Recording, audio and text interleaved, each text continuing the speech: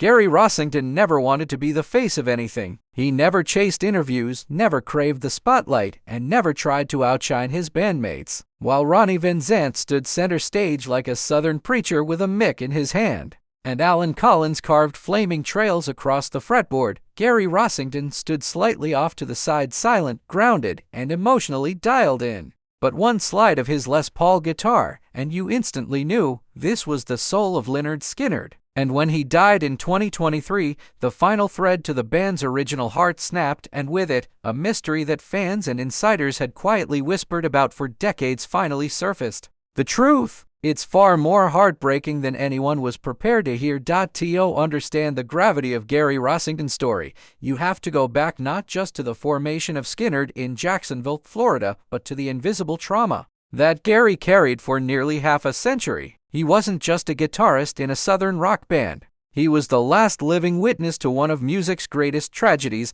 the 1977 plane crash that killed Ronnie Van Zant, Steve Gaines, Cassie Gaines, and others. Gary survived it barely. His body was broken, his spirit shattered, and while the world mourned Skynyrd's fall, Gary was learning to walk again, learning to breathe through pain, learning to live in a world that no longer held the people who meant everything to him, and yet, somehow, he returned. Not for fame, not for money, but because Skynyrd was unfinished, because the music still had something to say, because free birds still needed to fly. Over the years, Gary kept the flame burning, rebuilding the band with surviving members and new blood. But inside, something changed. Those closest to him said he carried a weight he never truly released, survivor's guilt. While others partied and pushed forward, Gary remained a ghost in his own story, haunted by the night that changed everything. He never spoke much about the crash. When he did, it was soft-spoken, clipped, almost reluctant. He would talk about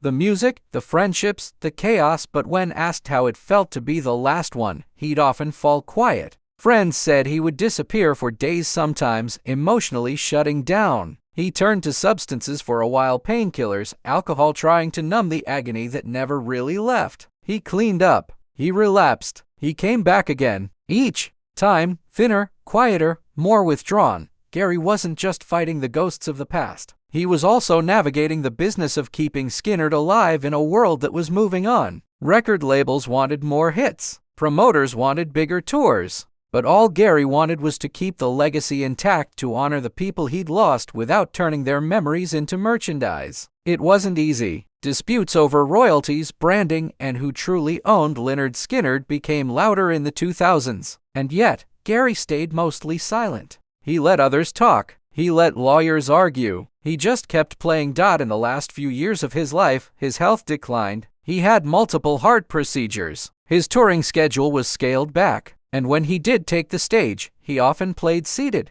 the weight of time and memory visible in every movement. But the tone, the feel never left his fingers. That weeping, aching slide guitar still cut through the noise like it had in 1973. But behind the music, those closest to Rossington began to worry. According to some insiders, Gary had begun expressing deep regrets before his passing, regrets he had rarely shared. That maybe the band should have stopped after the crash. That maybe continuing had diluted what Skynyrd once stood for. That he had failed to protect Ronnie's vision. That he had become a caretaker for something he no longer recognized. These weren't dramatic breakdowns. These were whispered confessions in dressing rooms and late-night phone calls. Quiet admissions from a man who had lost too much and said too little. When he passed away in 2023, the tributes poured in. Everyone called him a legend, a survivor, the last of the original Skynyrd. But the truth Gary took with him was more complicated. He wasn't just the last man standing. He was the last man suffering. For 46 years, he bore the weight of a legacy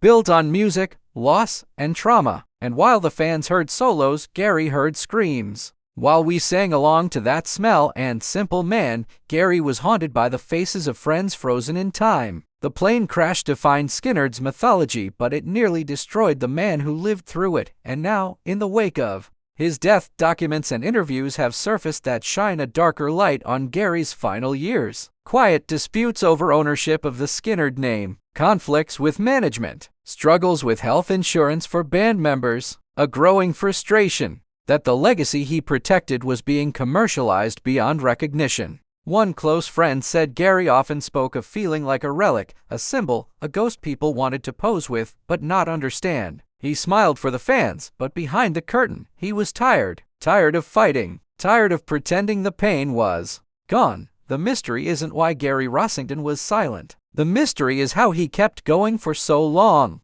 How he managed to survive losing his band, his best friends, his body's health, and still walk out on stage every night with a guitar that didn't scream but mourned. Every note he played was a eulogy. Every solo was a memory. And when he died, it wasn't just the end of a man. It was the final chord in a song that began in a small Jacksonville garage, soared into rock history, crashed in a Mississippi forest, and refused to be forgotten. Gary Rossington never told the whole story. Maybe he couldn't. Maybe it hurt too much. But in his silence, in the aching way he played his guitar, the truth was always there. He didn't crave attention. He carried the weight. And when he was finally gone, we realized what he had been doing all along, holding the band's soul in his hands, until he couldn't anymore. Subscribe to Hollywood Untold for more emotional stories behind music legends and the feuds that shaped rock history. Tap the bell to never miss a beat.